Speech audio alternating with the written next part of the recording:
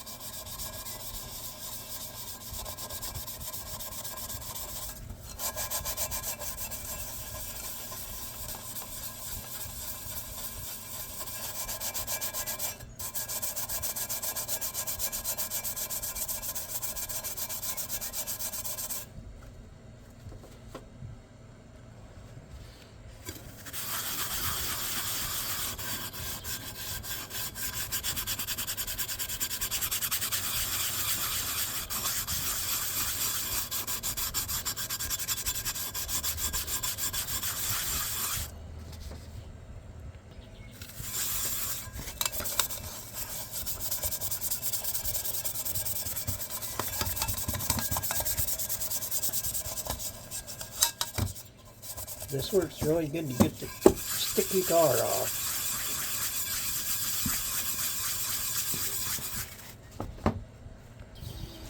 You can scrub it longer to get more of the black off. I don't worry about the black. I just try to get that sticky tar off. But just that little bit of scrubbing I did, it's a lot cleaner. And there's no sticky tar left.